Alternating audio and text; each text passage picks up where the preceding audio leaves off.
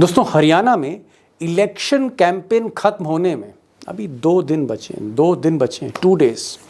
लेकिन मोदी जी ने आज ही अपनी आखिरी रैली हरियाणा में कर डाली। अब मोदी जी चाहते तो कई रोड शो कर सकते थे, अभी कई सभा कर सकते थे, अभी कोई बड़ी रैली कर सकते थे, लेकिन नहीं। 48 घंटे पहले ही मोदी जी ने मैदान छोड़ दिया है। अब सरप्राइजिंग बात यह है, जो चौंकाती है, सोचने पर मजबूर करती है, कि जो मोदी 2014 में हरियाणा में ताबड़तोड़ रैलीज कर रहे थे, आगाज ही यहीं से शुरू किया था उन्होंने, और हरियाणा को जीता भी उन्होंने, स्वीप किया 2014 में लोकसभा, फिर 2014 विधानसभा, उसके बाद 2019 में 10 सीटें लोकसभा की जीती मोदी जी ने, 2019 का चुनाव भी जीता विधानसभा का, 24 भी उन्होंने कहीं ना कहीं 5 सीटें जीती, 10 में से 5। वो मोदी हरियाणा में मैदान वक्त से पहले क्यों छोड़ रहे हैं? और मोदी ही नहीं, उनके जो चाणक्य हैं अमित शाह साहब, ये हरियाणा की जगह आज महाराष्ट्र में देखे, जहां अभी चुनाव अनाउंस नहीं हुआ है, तो हरियाणा छोड़ के मोदी जी के चाणक्य महाराष्ट्र में शंखनाद कर रहे हैं, वहाँ चुनावी तैयारी कर रहे हैं। ऐसा लगता है कि चाणक्य को पता लग गया है कि अब हरियाणा में ज़्यादा मेहनत करने का कोई मतलब नहीं। अब दोस्तों, अगर देखा जाए तो हरियाणा में 4 ही बड़े बीजेपी के नेता हैं। एक मोदी जी खुद हैं, उसके बाद उनके चाणक्य अमित शाह हैं, उसके बाद 2 बार के मुख्यमंत्री मनोहर लाल खट्टर हैं, और फिर सिटिंग चीफ मिनिस्टर नायब सिंह सैनी। ये 4 लोग हैं जिन पर आप कह सकते हैं दारोमदार था, जीतने का दारोमदार इन चारों पर था। लेकिन मोदी जी, मैंने कहा, उन्होंने कैंपेन ही ख़त्म कर दिया। अमित शाह जो हैं वो हरियाणा छोड़ के महाराष्ट्र पे कंसंट्रेट करने लग गए। मनोहर लाल खट्टर साहब दिखते नहीं, मिस्टर इंडिया हैं वो, इस वक्त दिखते ही नहीं कहीं वो। और जो नायब सिंह सैनी हैं, सिटिंग चीफ मिनिस्टर, जिनके कंधों पर सारा बोझ है कमल का, वो साहब अपने ही इलाके से नहीं निकल पा रहे, क्योंकि लोग कह रहे हैं कि मुख्यमंत्री, सिटिंग चीफ मिनिस्टर अपनी सीट जीत जाए, it will be a surprise. तो ये हालत है इस वक्त बीजेपी की। फैसला मैं आपके ऊपर छोड़ता हूँ, आप तय करिए, मैं तो सिर्फ आपको रिपोर्ट्स बता रहा हूँ। रिपोर्ट ये भी आ रही है कि ईडी को सक्रिय किया जा रहा है, और ईडी कांग्रेस की घेराबंदी कर रही है, और एक सफलता भी ईडी को मिल गई है। धर्म सिंह कांग्रेस के जो कैंडिडेट हैं, सिटिंग एमएलए हैं, सीएम कैंडिडेट कांग्रेस के भूपेंद्र सिंह हुड्डा के बड़े क्लोज हैं, इनकी गिरफ्तारी, जी हाँ, इनकी गिरफ्तारी अब तय हो चुकी है। इनको गिरफ्तार करने जा रही है ईडी। और भी कई नेता रडार पर हैं। अब हो सकता है धर्म सिंह के बाद कोशिश हो भूपेंद्र हुड्डा तक पहुंचने की, ये एक रणनीति हो सकती है। एक और डेवलपमेंट है बीजेपी की तरफ से कि ये जो साहब हैं, अब साहब तो नहीं हैं, ये मुल्जिम हैं, ये सजा याफ्ता कैदी हैं, बाबा राम रहीम। गंभीर से गंभीर, संगीन से संगीन जुर्म के इल्ज़ाम इनके ऊपर हैं। खून यानी हत्या का इल्ज़ाम इनके ऊपर है, और इल्ज़ाम नहीं है, सज़ा है इनको, सजा याफ्ता है ये, उम्र कैद की सज़ा है इनको। इनके ऊपर दुष्कर्म के कई मामले हैं, उसमें भी ये दोषी पाए गए हैं। कई महिलाओं के साथ अपनी आश्रम के दुष्कर्म के चार्जेस हैं जो सही पाए गए, उसमें भी सज़ा मिली। अब ऐसे बदनाम बाबा को जेल से बाहर लाकर जो बीजेपी कोशिश कर रही, पता नहीं क्या संदेश देना चाह रही, लेकिन खबर ये है जो मैं आप तक पहुंचा रहा हूं कि बाबा राम रहीम को पेरोल पर, इमरजेंसी पेरोल पर बाहर लाया जा रहा है, सो दैट सिरसा के आसपास कुछ सीट्स हैं जहां पर ये असर डाल सके। जी हाँ, ये नौबत आ गई है बीजेपी की कि अब कैंपेन संभाल रहे हैं बाबा राम रहीम पर्दे के पीछे से। अब दोस्तों, अगर मैं चुनाव के आंकड़ों की बात करूं, क्योंकि आंकड़े भी बड़े इंपॉर्टेंट हैं, अगर आप आंकड़े देखेंगे और जो जिस तरह का फीडबैक आ रहा है, ग्राउंड रिपोर्ट्स जिस तरह की आ रही हैं, कांग्रेस का जो वोट परसेंटेज है 6 to 10%, 6 से 10% बढ़ सकता है। योगेंद्र यादव जी ने भी इसकी तस्दीक की थी, और भी जो ग्राउंड रिपोर्ट्स और सर्वेज आ रहे हैं, कांग्रेस गेन कर रही है, वोट शेयर बढ़ रहा है, वोट परसेंटेज बढ़ रहा है। अगर पिछली बार का आप वोट शेयर देखें 2019 का विधानसभा चुनाव का, तो बीजेपी 36.49% थी और कांग्रेस 28.08%, यानी 28% पे कांग्रेस खड़ी थी और 36% पे बीजेपी थी। अगर 8 से 10% का स्विंग होता है, जिस तरह का माहौल दिख रहा है कांग्रेस का इस वक्त, तो कांग्रेस 28% से 37-38% वोट शेयर पे जा सकती है। अगर ये वोट शेयर है 37 to 38%, अगर ये स्विंग है तो फिर 5 अक्टूबर को जो वोटिंग होगी उसमें हो सकता है कि 90 में से 60 सीट के आसपास हो या उसके ऊपर जा सकती। और राहुल गांधी ने भी यही टारगेट लिया है, 60+ सीट्स, 90 में से 60। देखते हैं कि अगर ये स्विंग, जिस तरह का अनुमान लगाया जा रहा है, सेफोलॉजिस्ट लगा रहे हैं कि कांग्रेस 8% से 10% गेन कर सकती है, अगर ऐसा गेन है तो फिर चांसेस बहुत कम हैं। और शायद मोदी जी सही कर रहे हैं, 48 घंटे पहले मैदान छोड़ रहे हैं, और शाह साहब भी सही कर रहे हैं। हरियाणा की जगह वो अब महाराष्ट्र में कंसंट्रेट करना चाहते हैं। अब दोस्तों, आज का जो बड़ा सवाल है, बिग क्वेश्चन है कि अगर मोदी जी, ब्रांड मोदी अगर 48 घंटे पहले ही फुल स्टॉप लगा दे रहे हैं अपने कैंपेन को, वो मोदी जो अभी 10 बरसों में जो हमने देखा, जिस मोदी को कि आखिरी ओवर, चुनाव में आखिरी ओवर की आखिरी बॉल तक क्रीज पे डटे रहते थे, वो मोदी वक्त से पहले ही कैंपेन छोड़ रहे हैं, मैदान छोड़ रहे हैं। इसका मतलब क्या है? क्या वाकई कांग्रेस जो है धीरे धीरे जो हवा है वो आंधी में तब्दील हो रही है? क्या ऐसा है? मैं कोई श्योरिटी नहीं दे रहा हूँ, लेकिन ऐसा लगता है हालात देखकर। तो क्या कांग्रेस मेजर गेन कर रही है हरियाणा में? और अगर ये मेजर गेन है तो फिर आगे क्या है मोदी और शाह साहब के लिए, और कहाँ गलतियाँ हो रही हैं? आज 3 खास मेहमान हैं हमारे साथ। हेमंत अत्री साहब होंगे, और मुझे लगता है कि अत्री साहब को सुनना हरियाणा पर बहुत गौर से सुनना चाहिए, क्योंकि उनके अक्सर जो असेसमेंट्स होते हैं बड़े एक्यूरेट होते हैं। तो अत्री साहब होंगे, one of the best and senior most journalist from Haryana. हमारे साथ जगदीप सिंधु साहब होंगे, और सिंधु साहब के बारे में एक चीज़ मैं ज़रूर कहना चाह रहा हूँ कि लगातार ट्रैवल कर रहे हैं एक कंस्टिट्यूंसी से दूसरी कंस्टिट्यूंसी, उनको भी सुनते हैं। और हमारे साथ उमाकांत लखेड़ा साहब होंगे। लखेड़ा साहब को मैंने इसलिए बुलाया क्योंकि हरियाणा के साथ साथ जम्मू कश्मीर के नतीजे भी आ रहे हैं। मुझे लगा कि लखेड़ा साहब से ज़रा सा जम्मू कश्मीर के भी नब्ज़ टटोलने की कोशिश करूं। 2 स्टेट में चुनाव है, 8 अक्टूबर को दोनों के नतीजे हैं। तो लखेड़ा साहब से मैं कुछ जम्मू कश्मीर के बारे में पूछूंगा कि वहाँ क्या है। चलते हैं सीधे एक्सपर्ट्स के पास। अत्री साहब, मोदी जी की आज रैली थी साहब पलवल में, और भीड़ तो पूछूंगा कितनी आई, क्योंकि आप तो अब शामियाने और कुर्सी तक का हिसाब पहुंच रहा है। मोदी ने क्या बोला, क्या नहीं बोला, मंच पे कौन थे? आपकी आंखें तो अब कुर्सियां भी पड़ने लगी साहब, आप तो शामियाने नापने लगे हैं। मैं एक तो जानना चाहूंगा कि वो तो आप बताएंगे कि आज की भीड़ का रिस्पांस क्या था, भीड़ कितनी थी। एक चीज मैं पूछना चाहता हूँ अत्री साहब, माई स्ट्रेट क्वेश्चन इज, 48 घंटे अभी बचे हुए हैं, और ये 48 घंटे बड़े क्रूशल हैं, और मोदी जी अगर 48 घंटे पहले मैदान छोड़ रहे हैं, अगर आज के बाद वो फिर अगर हरियाणा नहीं आ रहे हैं, इसका मतलब क्या है? मोदी जी मैदान छोड़ रहे हैं। जो आदमी मैच की आखिरी बॉल खेलता हो वो स्लॉग ओवर छोड़ रहा है साहब। देखिए दीपक जी, बहुत वाजिब सवाल पूछा आपने। मोदी जी को मैंने 15 सितंबर 2013 जब उनकी रिवाड़ी में रैली शुरू हुई थी, तब से लेकर के आज तक उनकी शायद ही कोई रैली होगी जो हमने फॉलो ना की हो, बड़े रिलीजियसली कि भाई क्या है उनका, किस तरह का वो, मतलब जहां मोदी वहां पर अत्री साहब वो निगाह एक रेगुलर। क्योंकि देखिए, हम पॉलिटिक्स के स्टूडेंट है तो हमें देखना पड़ेगा कि किस तरीके से बढ़ रहा है। 15 सितंबर 2013 से मोदी जी का राष्ट्रीय फलक पर एक उदय था, और उस उदय को हमने देखा बहुत ही सूरज की तरह चढ़ते हुए, पीक करते हुए। आपको ध्यान होगा रेवाड़ी की रैली किस तरीके से सड़कों में, गलियों में, पता नहीं कहां तक, किलोमीटरों तक, रेवाड़ी से लेकर पता नहीं झज्जर तक जाम थे, और उस तरह की चीजें जो हमने देखी थी। तो हर आदमी का एक दौर है, बहुत तेजी से चढ़े, बहुत बढ़ते गए, और लोकप्रियता के तमाम शिखर उन्होंने छुए जो अब तक किसी प्रधानमंत्री की उस प्रायोरिटी बन गई जो मोदी जी। एक बात कह दीजिए, शुरू में ही कह दीजिए, दिल पर हाथ रख के कह दीजिए, ये जो रेवाड़ी की रैली थी जहां लाखों लोग उमड़े थे, और मैं मानता हूं, मैं स्वीकार करता हूं कि इतनी बड़ी रैली मैंने भी नहीं देखी, मतलब कम से कम 15-20 साल में।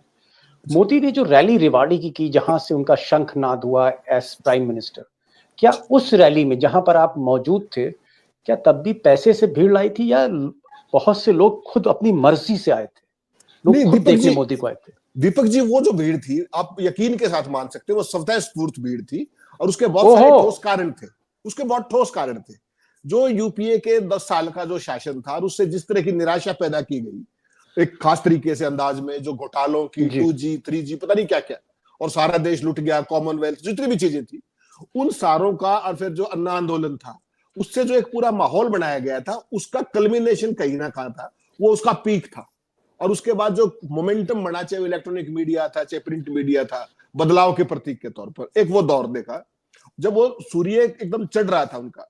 और अगर आप बड़े भारी मन से एक बात कहनी पड़ेगी, आज मोदी जी की हरियाणा में चौथी रैली थी, कुरुक्षेत्र की आपने देखी, वहां पर 3000 कुर्सियां थी, 5000 आदमी थे कुरुक्षेत्र के अंदर, थीम पार्क में, आपको ध्यान हो।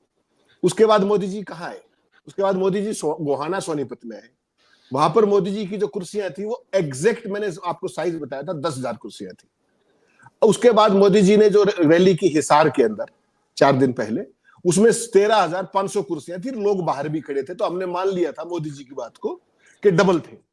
आज कमाल हुआ साहब, आज पलवल में रैली थी, आज वहां पर 20,000 कुर्सियां लगाई गई थी, 2500 के 8 सेक्टर बनाए गए थे, 2500 कुर्सियां ईच। तो सवाल यह है कि जिस व्यक्ति की उसमें रैली के अंदर लाखों लोग हरियाणा के अंदर चल करके आते थे, आज वो उनकी पेल शेडो थी कहीं ना कहीं। और मोदी जी का अगर आप भाषण भी देखेंगे ना, तो मतलब बाई गॉड मुझे तो दया आती है कि वो कह क्या रहे। 10 साल जब दीपक जी आप शासन करते हैं, 10 साल केंद्र में भी और हरियाणा में भी, तो डबल इंजन की सरकार है ना मोदी जी कहते हैं। उन्होंने कहा क्या, मतलब गजब देखिए, बोले वो खूब बोले, लेकिन कहा क्या। उन्होंने कहा कि कांग्रेस पार्टी की ठगी की आदत है, कांग्रेस को ले रहे, किसी और विपोजिशन का कोई नाम नहीं है, दुष्यंत चौटाला, अभय चौटाला, कोई मतलब नहीं, बसपा, ये कुछ नहीं, सिर्फ कांग्रेस। कांग्रेस में भी कौन, दलाल और दामाद। मैंने मोदी जी की सारी बात मान ली, सारी। मोदी जी ने पिछले 10 साल के शासन में केंद्र में भी थे, वो स्टेट में भी थे, दामाद के खिलाफ कोई एक चार्जशीट टू कोर्ट हुई है क्या? रॉबर्ट वाड्रा का नाम लेते हैं, रॉबर्ट वाड्रा प्रधानमंत्री को ओपनली चैलेंज कर रहे हैं कि मेरे पास 1 इंच दिखाइए आप जो अवैध जमीन हो, 1 इंच, और प्रधानमंत्री उसके बावजूद भी मान नहीं रहे। फिर वही दामाद, वही दलाल। मैं तो सिर्फ एक बात कहता हूं, 10 साल दीपक जी बहुत लंबा वक्फा होता है। आप चाहो तो फास्ट ट्रैक 2 करके, जो सुप्रीम कोर्ट का ऑर्डर भी है कि पॉलिटिशियंस का फटाफट आप निपटाइए, टाइमलाइन दे रखी है। क्या मोदी जी ने 10 साल के अंदर केंद्र में या हरियाणा में एक सिंगल व्यक्ति, पॉलिटिकल व्यक्ति, चाहे 2G स्कैम हो, चाहे कॉमनवेल्थ स्कैम हो, चाहे कोल स्कैम हो, किसी एक व्यक्ति की चार्जशीट फाइल हुई क्या, किसी की सजा हुई क्या? फिर किस बेसिस पे वो कहते हैं? दूसरी बात दीपक जी, मोदी जी जो कुछ भी कहते हैं उसको छोड़ दीजिए आप। जब आप 10 साल शासन करते हैं तो आप अपनी अचीवमेंट्स तो बताएंगे या नहीं बताएंगे? हमने ये किया, हमने एक शब्द बताया उन्होंने? उस पूरा समय उनका किस चीज में लगता है? कांग्रेस दलित विरोधी है, कांग्रेस ये करेगी, किसानों का ये कर दिया। आपने बताया कि जवानों को अग्निवीर किसने बनाया? किसी ने बताया कि किसानों को 378 दिन दिल्ली के बॉर्डर पे किसने बिठाया? आप कह रहे हैं अत्री साहब कि 10 साल में मोदी जी ने कुछ नहीं। अरे भाई, हरियाणा को खट्टर दिया, एक नायब नेता दिया, और क्या चाहते हैं आप? खट्टर जैसा एक आदमी दिया, नहीं दिया, ईमानदार। तो हरियाणा उसका प्रतिफल दे रहा है, मोदी जी को उसका प्रतिफल दे रहा है ना। चलिए, अत्री साहब the king of Haryana journalism कह रहे हैं कि साहब एक बड़ा अजीबोगरीब एक्सपेरिमेंट मोदी जी ने किया मनोहर लाल खट्टर के तौर पे, और मनोहर लाल खट्टर का जो एक्सपेरिमेंट था बड़ा रिस्की था, और ये एक्सपेरिमेंट फेल हो गया। इतना फेल हुआ कि उस एक्सपेरिमेंट के साथ मोदी जी खुद फेल हो रहे हैं। आज की तारीख में भीड़ नहीं आ रही है, और 48 घंटे पहले मोदी को कैंपेन खत्म करना पड़ा है। मेरे ख्याल हिंदुस्तान में पिछले 10 सालों में जितने भी क्रूशल इलेक्शंस हुए, ये पहला इलेक्शन है जहां मोदी लास्ट ओवर नहीं खेल रहे हैं। वो आदमी जो लास्ट ओवर की लास्ट बॉल खेलता था, 48 घंटे पहले मैदान छोड़ा। मैं जरा आ रहा हूं अपने भाई सिंधु साहब के पास। सिंधु साहब, आपको लगता है कि कांग्रेस की जो आज रैली थी, राहुल गांधी की रैली थी, कल की रैली थी, जो यात्रा है, इस यात्रा का जो रिस्पॉन्स है, उससे आपको क्या ऐसा लगता है कि ये जो फाइट है बीजेपी वर्सेस कांग्रेस, ये कहीं ना कहीं वन साइडेड तो नहीं हो रही है? ये एक तरफा तो नहीं हो रही है कि मोदी जी मैदान छोड़ रहे हैं, ईडी का प्रयोग करना पड़ रहा है, ईडी को लाना पड़ रहा है, ईडी कांग्रेस के उम्मीदवारों की गर्दन पकड़ रही है, बाबा राम रहीम को लाना पड़ रहा है, उनको इमरजेंसी पेरोल दी जा रही है कि भाई कुछ वोट आप दिला दीजिए। आपको लगता है कि ये जो इलेक्शन है, जो 6 महीने पहले लोग कहते थे कांटे की टक्कर, और थी, 5 सीटें लोकसभा के चुनाव में कांग्रेस को मिली, 5 सीटें बीजेपी को मिली। ये 5-5 का स्कोर था, लेवल फाइटिंग थी। आज ये पूरा बैलेंस कैसे बिगड़ गया कि आज ये चुनाव एक तरफा लग रहा है? क्या आपको भी एक तरफा लग रहा है? इसमें तो बाद में आते हैं दीपक जी, पहले मैं ये बता देता हूं कि ये हरियाणा है और इसको अभी तक लोग समझ नहीं पाए। एक ये हरियाणा है, उपदेश, ये हरियाणा है, इसको अभी तो लोग समझ नहीं पाए। एक युग में एक उपदेश इस हरियाणा में दिया गया था जिसका ग्रंथ है, और उस ग्रंथ को एक युग के बाद भी लोग समझने की कोशिश कर रहे हैं। ये वो हरियाणा है। नहीं, कौन नहीं समझ पाया साहब? साफ साफ बोलिए, मोदी शाह नहीं समझ पाए क्या ये हरियाणा है? कोई, बिल्कुल। मोदी जी कह रहे हैं कि हरियाणा से मेरा पुराना नाता है। दीपक जी, ये पहला इलेक्शन है पिछले 11 साल में एक ब्रांड मोदी जो इस देश में बना था उसको तार हरियाणा ने किया, और आज उनको अपना इलेक्शन कैंपेन खत्म करना पड़ा। आप ये देख लीजिए कि हरियाणा का या देश का सबसे बड़ा ब्रांड हरियाणा में आके आज ध्वस्त हो गया। और रही बात ये कि जो आज स्थिति है राहुल गांधी की और उनकी उस रणनीति की, उनकी उस यात्रा की, तो उसको जो समर्थन मिल रहा है और जिस तरह से उन्होंने इसको प्लान किया है, उससे पूरी भारतीय जनता पार्टी सत्ते में है। और सत्ता इतना बड़ा है कि उनको एक अन्य तथाकथित जघन्य अपराधी प्रचारक के रूप में सामने लाना पड़ रहा है। Okay, got the point. आप सिंधु साहब कह रहे हैं कि ये हरियाणा है और हरियाणा को मोदी और शाह समझ नहीं पाए। कई एक्सपेरिमेंट्स मोदी ने गलत किए, और उन्होंने कांग्रेस के बारे में कहा कि कांग्रेस बहुत तेजी से इस इलेक्शन को पिकअप कर रही है, राहुल गांधी को हर जगह कामयाबी मिल रही है और बहुत जबरदस्त उनका एहतराम और इस्तकबाल हरियाणा की जमीन पर हो रहा है। तो कुल मिलाकर इनका जो निष्कर्ष मैं निकालूं सिंधु साहब का ये है कि it's a one sided, it is heading towards a one sided battle, एक तरफा लड़ाई की तरफ हो रहा है। लखड़ा साहब, आप तो साहब भूपिंदर हुड्डा को तब से जानते होंगे, मुझे लगता है जब वो विधायक होंगे। अब तो वो 2 बार के मुख्यमंत्री हो गए, तीसरी बार बनने जा रहे हैं हुड्डा साहब। मुझे ये बताइए कि मोदी जी को आप तब से जानते हैं जब वो ऑटो में दिल्ली में घूमते थे, जनरल सेक्रेटरी हुआ करते थे बीजेपी के, 11 अशोका रोड पे रहते थे, ऑटो से चलते थे। मोदी जी से क्या गलतियां? देखिए, जो बुनियादी बात यह है कि मोदी जी ने गुजरात को, पूरा देश को गुजरात मॉडल समझ लिया, और हरियाणा को भी उन्होंने गुजरात मॉडल का एक्सटेंशन समझ लिया। बाकी जगह, कुछ और जगह और है जहां वो गुजरात मॉडल चल रहा है उनका भी, जैसे उत्तराखंड है, वहां भी गुजरात मॉडल चल रहा है, बाकी राज्यों में तो फेल हो रहा है। हरियाणा को उन्होंने एक प्यादा वहां पर बिठाया, 5 साल तक राज किया, फिर उनको दोबारा थोपा, जबकि आपकी माइनॉरिटी गवर्नमेंट थी। आपने एक विपक्ष एडवर्सरी को, जो आपका दुश्मन था, राजनीतिक दुश्मन था, दुष्यंत चौटाला, उसके पार्टी के साथ समझौता किया, समझौते करते चले गया। और हरियाणा के लोगों को एक बात पता लग गई कि भाई ये लोग सत्ता के इतने भूखे हैं, इतनी हंगर है इनमें सत्ता की, इतनी लालसा है कि ये किसी भी सीमा तक सत्ता के लिए जा सकते हैं। मोदी जी ने और उनकी टीम ने ये प्रूव कर दिया, और जब ये प्रूव कर दिया तो हरियाणा में ये मॉडल, इस बार जनता इनको घर भेजने वाली है, इनको गुजरात वापस भेजने वाली है, और इसकी शुरुआत ये होने वाली है। अब जो जहां पर इनके गढ़ थे वहीं घेराबंदी, ये एक किस्म से रेड डाल दी उनके ठिकानों पे, ये पॉलिटिकल रेड डाल दी राहुल गांधी ने उनके ठिकानों पर, उनके हाइड आउट, राजनीतिक छापे आप कह रहे हैं कि राजनीतिक छापे डाल दी, पॉलिटिकल रेड कर रहे हैं। राहुल गांधी छापेमारी कर रहे हैं, राहुल और प्रियंका, और जहां जहां बीजेपी के गढ़ हैं, जहां से बीजेपी जीतती चली आई, जो मजबूत किले, उन किलों पर छापेमारी राहुल गांधी कर रहे हैं। ये लखेड़ा साहब ने बोला है, भाई पारखी आंखें हैं तो इनकी बात पर यकीन करना पड़ेगा। लेकिन एक चीज मैं अत्री साहब जरूर पूछूंगा कि भाई चाणक्य हो या मोदी जी हो या नायब सिंह सैनी हो, जो बीजेपी की टॉप लीडरशिप है, मैं देख रहा हूं कि पिछले 24 घंटे में मुझे 2 डेवलपमेंट दिख रहे हैं। एनफोर्समेंट डायरेक्टरेट, वो उसकी एंट्री हो रही है हरियाणा में। कांग्रेस का एक मजबूत उम्मीदवार भूपेंद्र हुड्डा का आदमी, उसके यहाँ छापा मार दिया। हो सकता है कल को भूपेंद्र हुड्डा तक पहुंच जाए। और दूसरी तरफ राम रहीम अच्छा खासा जेल में थे, जेल के दरवाजे खोल के बाहर ला रहे हैं। एक बदनाम आदमी जिसके ऊपर कत्ल के और इस तरह के संगीन इल्जाम हो, सजा मिल चुकी हो, उम्र कैद हो चुकी। भाई उम्र कैद वाले आदमी को ला रहे हो, और वो आदमी जिसने तमाम महिलाओं की, बेटियों की अस्मत लूटी हो, एक नहीं दो नहीं 17-17 18-18 लड़कियां आश्रम में, और उस पर जांच हो चुकी हो, सजा मिल चुकी हो, ऐसे आदमी को बाहर लाना, ये क्या मती मारी गई है? What is happening with BJP sir? क्या हो रहा है? दीपक जी, इसको कहते हैं डूबते को तिनके का सहारा और शर्मनिरपेक्ष शासन की इंतहा। इतनी शर्मनिरपेक्षता साहब तिनका नहीं है, मुझे तो वो माचिस की तीली लग रहे हैं।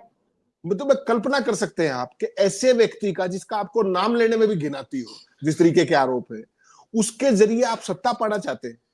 और कौन से, ये वही व्यक्ति है जिसकी शिकायत आपको ध्यान होगा आप तो। अच्छा एक ही बताइए, एक चीज, एक अत्री साहब, आप तो आपकी जो एल्बम है उसमें तो सारी सबके साथ फोटो हैं, राजीव गांधी की भी फोटो है उसमें, नरेंद्र तिवारी की फोटो, नरसिम्हा राव की फोटो है। क्या, एक ईमानदारी से बताइएगा, क्या आप बाबा राम रहीम के साथ सेल्फी खिंचाना चाहेंगे? मैं तो जीवन में शक्ल भी नहीं देखना चाहूंगा सेल्फी। तो फिर ऐसे आदमी को क्यों आप ला रहे हो? ऐसे आदमी को आप क्यों चुनाव में उतार रहे हो? ये चुनाव में नहीं उतार रहे, ये पर्दे के पीछे के जो खेल होते हैं, ये उसका एक वो है। इनको ये लगता है बेसिकली, तो ये बैंकरप्ट सोच है, जो दिवालिया सोच हो जाती है ना, कि जब आपके पास कुछ बचे ही ना बेचने के लिए। जब मोदी जी और शाह घर बैठ गए तो बाबा राम रहीम क्या कर लेगा, मुझे बताइए आप। तो समस्या क्या है? समस्या है कि इनके पास विकल्प नहीं बचे। अब ये केवल जुगाड़ की राजनीति कर रहे हैं पिछले 3 दिन से। मैंने आपको पहले भी कहा, वो जुगाड़ की राजनीति क्या क्या है देखिए, एक बार कल्पना कीजिए। ये जो अपने मोदी जी आए, शाह आए, किसी ने अभय चौटाला का नाम लिया, किसी ने दुष्यंत का नाम लिया, किसी और का नाम लिया? कर क्या रहे हैं कि किसी तरीके से कांग्रेस पार्टी की सीटें कम हो जाए। इस पे हमने चर्चा भी की थी अलग से। और अब जब वो काम भी नहीं हुआ, निर्दलियों को भी सपोर्ट कर दिया, वो भी बात नहीं बनी। सब तरीके के प्रचार कर लिए, वो भी नहीं हुआ। जाट बनाम दलित करने की कोशिश की शैलजा के नाम पर, वो भी नहीं हुआ। मुझे अब एक चीज ये बताइए अत्री साहब, ऐसा कोई जिला नहीं और जिले के अंदर ऐसी कोई कंस्टिट्यूंसी नहीं असेंबली की जिससे लाइव वायर आपकी ना जुड़ी हो? सारी हॉटलाइन जुड़ी हैं, मैं समझ रहा हूँ, 90 हॉटलाइंस हैं इस वक्त आपके साथ। मुझे ये बताइए कि, और बड़ा स्पेसिफिक क्वेश्चन है, चीफ मिनिस्टर नायब सिंह सैनी, उसके बाद डिप्टी चीफ मिनिस्टर रहे दुष्यंत सिंह चौटाला नंबर 2, और बाकी जो बड़े बड़े मंत्री हैं, कैबिनेट मिनिस्टर, कितने मंत्री, एक मुख्यमंत्री और डिप्टी चीफ मिनिस्टर, कितने लोग इसमें से जीत रहे हैं, कितने हार रहे हैं? ईमानदारी से। दीपक जी जाती है आपकी, इतना भयंकर सवाल आप मुझसे पूछ रहे हैं। आप एक बार आप नायब सिंह सैनी साहब से पूछ लीजिए उनकी क्या स्थिति है। अरे जो मुख्यमंत्री है वो अपनी कंस्टिट्यूंसी में leader of opposition Bhupendra Singh Hooda है। नॉमिनेशन के बाद आपने उनको कुलोई के आसपास देखा है कहीं? और नायब सिंह सैनी हर दूसरे दिन कहां पर है? सिटिंग मुख्यमंत्री। ये उनकी स्थिति को दर्शाता है। केवल मतलब अपनी कंस्टिट्यूंसी से बाहर नहीं निकल पा रहे मुख्यमंत्री, फंस के खड़े हो गए, और जहां जाते हैं वहां 1400 की। चलिए मुख्यमंत्री आप बता रहे हैं, मुख्यमंत्री अपने ही क्षेत्र में फंस गया है, तो जरा फिर उप मुख्यमंत्री भी बता दीजिए, दुष्यंत चौटाला साहब का क्या हाल है? मैंने आपको कहा था अगर वो जमानत बचा लेंगे तो मैं उनको फोन करके बधाई दूंगा, जीत की बात नहीं। जमानत बचा लेंगे तो आप बधाई देंगे? जी, आपके सामने फोन करके। उसके बाद आपके बचते हैं जो बड़े, अच्छा मेरे सामने फोन करेंगे? जी ऑब्वियसली। उसके बाद जो है, जो सबसे बड़े दिग्गज पार्टी के, उनको गिनते जाइए आप उंगलियों पर।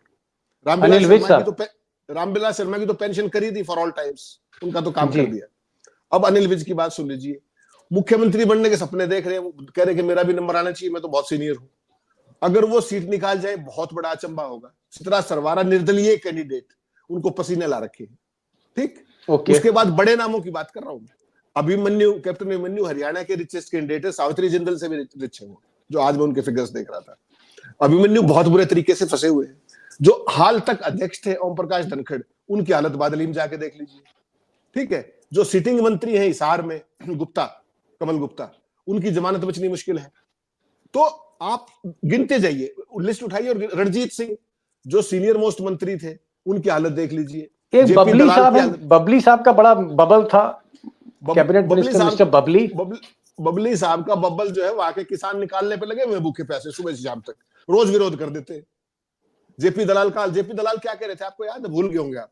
जेपी दलाल ने कहा पहली बात तो हम सरकार नहीं बनने देंगे, और बन गई तो हमारे दिल्ली में 2 ऐसे बैठे हैं वो चलने नहीं देंगे। तो उनकी बात को हरियाणा के लोगों ने चुनौती ले लिया और उन्होंने कहा कि तुम इस हालत में नहीं रहोगे कि सरकार बनाना तो सोचो, सरकार बनाने की सोच भी सको। तो वहां पर ला करके जनता वहां पर इनको खड़ा कर रही है। जितने बड़बोले थे, जितने अहंकारी थे, आज गजब देखिए आप, सारी बात छोड़िए, भजन लाल के बेटे कुलदीप बिश्नोई कितने महान नेता मानते हैं आपको पता है? कल उनकी वो देखी थी आपने, कुर्सियों पे सामने एक भी व्यक्ति नहीं बैठा, सारी कुर्सियां खाली और माला पहन के खड़े हुए 4 आदमियों के साथ, 50 कुर्सी खाली पड़ी, एक भी आदमी नहीं बैठा। तो ये भारतीय जनता पार्टी में जो कुलदीप बिश्नोई के साथ हो सकता है, तो बाकियों की सोचिए आप। हकीकत ये है दीपक जी, देखिए एक बेसिक एक लाइन में इसको अगर निपटाएंगे ना, हरियाणा के अंदर जाट राजनीति मुख्य तौर पे चलती आई है, इसमें कोई शक नहीं है पिछले कुछ दशकों से। आज हरियाणा में स्थिति ये कि भारतीय जनता पार्टी की टिकट पर जो भी जाट कैंडिडेट खड़ा है, बहुत खड़े, 1.5 दर्जन से ऊपर खड़े, जो भी जाट कैंडिडेट खड़ा है उसको जनता जाट नहीं मानती। जो जाट है वो उसको जाट नहीं मानते, क्योंकि वो बीजेपी का है, और जो नॉन जाट है उन सब के लिए वो जाट है। तो वो बेचारे को ना अपने मिले ना दूसरे मिले, तो सारे के सारे कष्ट में है। भाजपा का असली मर्म ये है, भाजपा ने हरियाणा में जाटों के साथ वही हाल करने की कोशिश की जो यूपी में हिंदू बनाम देश करते हैं, जो कई महाराष्ट्र में करते हैं। वो खेल हरियाणा में आत्मघाती साबित हो रहा है। किसी भी मंत्री को अत्री साहब ने 5 नंबर 10 में नहीं दिए, सबकी नाव डूबती नजर आ रही है। इसलिए मुझे एक सेकंड ओपिनियन, एक हमारे साथ और हरियाणा के डॉक्टर साहब बैठे, इनसे मैं जरा सेकंड ओपिनियन लेता हूं। भाई ऐसा है सिंधु साहब, इन्होंने अत्री साहब ने जो एक्सरे दिखाया उसमें तो हड्डी पूरी तरह टूटी हुई है, फ्रैक्चर है। आपके एक्सरे में क्या दिख रहा है? कुछ मंत्री जीत रहे हैं। What is your x-ray report? कुछ मंत्री जीत रहे हैं, मुख्यमंत्री जीत रहे हैं। हारे वाली छोड़िए, कितने लोग जीत रहे हैं बता दीजिए कैबिनेट में, बीजेपी की कैबिनेट में कितने मंत्री जीत रहे? Precise question.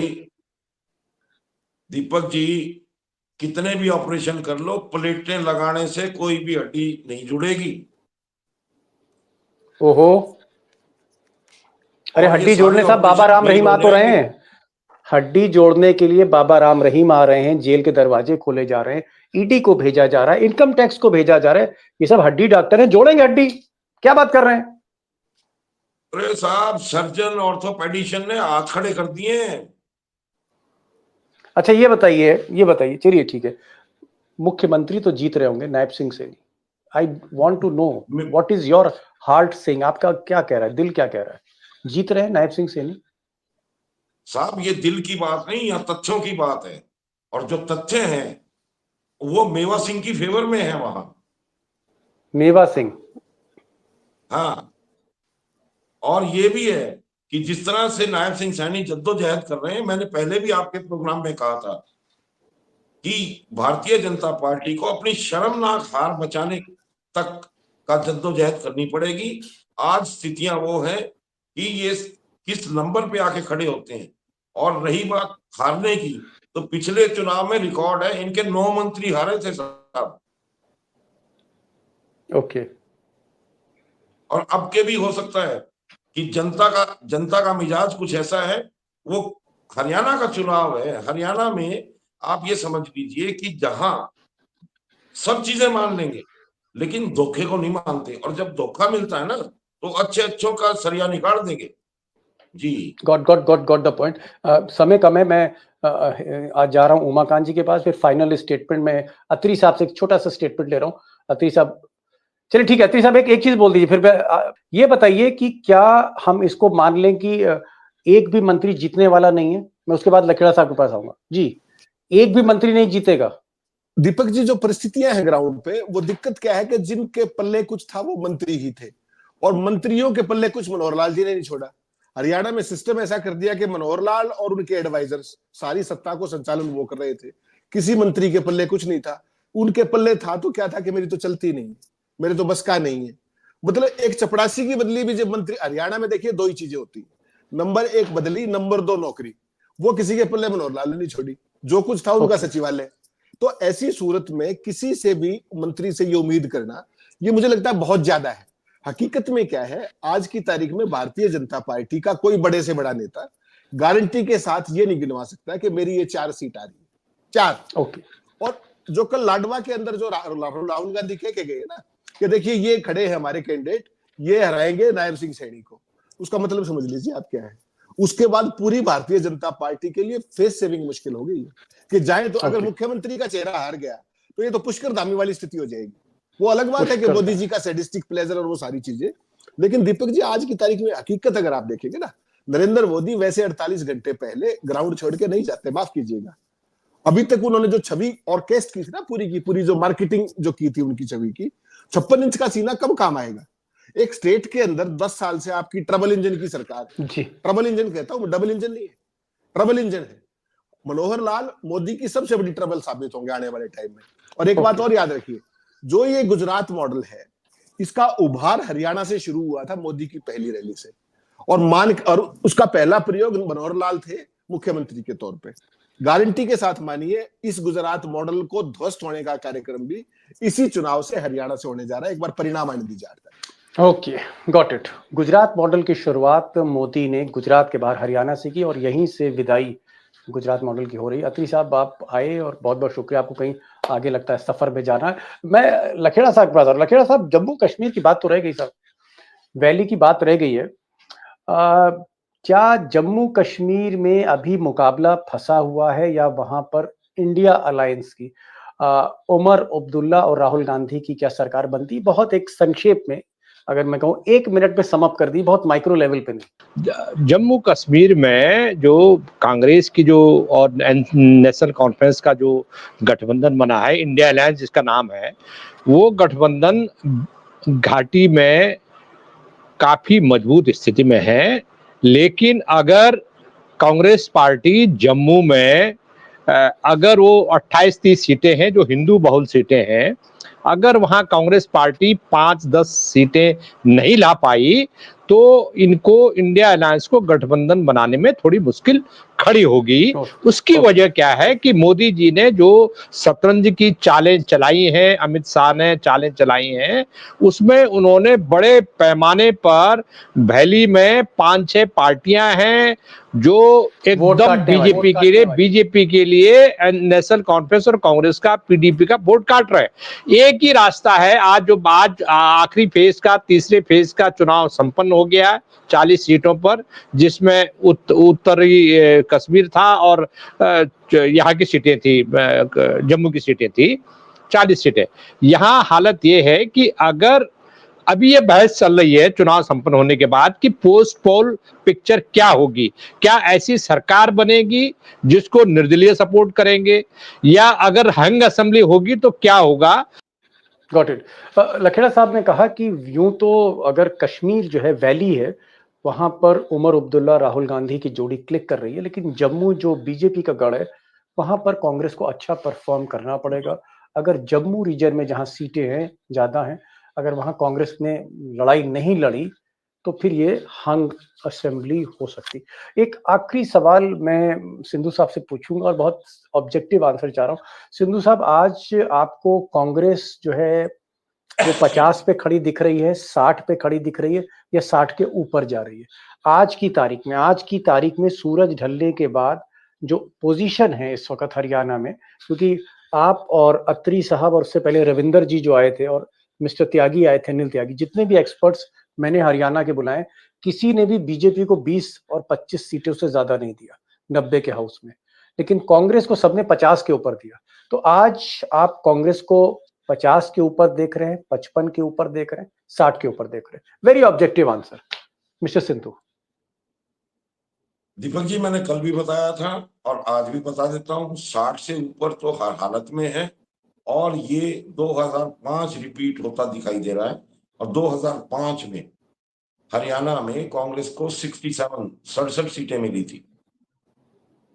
Okay, very objective, मतलब कॉन्फिडेंस से लबालब है इस वक्त सिंधु साहब, और बहुत मतलब एकदम टेलीग्राफिक भाषा में कह रहे हैं, ज्यादा इधर उधर नहीं जा रहे, वो सीधे सीधे कह रहे हैं कि 2005 जब कांग्रेस को 90 में से 67 सीट 67 सीट्स मिली थी, इस तरह की पारी इस बार राहुल गांधी और भूपेंद्र हुड्डा खेल रहे हैं, शैलजा खेल रही हैं, और इनको लगता है कि 50-55 नहीं, ये तो मामला 60-65 के ऊपर जा रहा है। सिंधु साहब, बहुत बहुत शुक्रिया।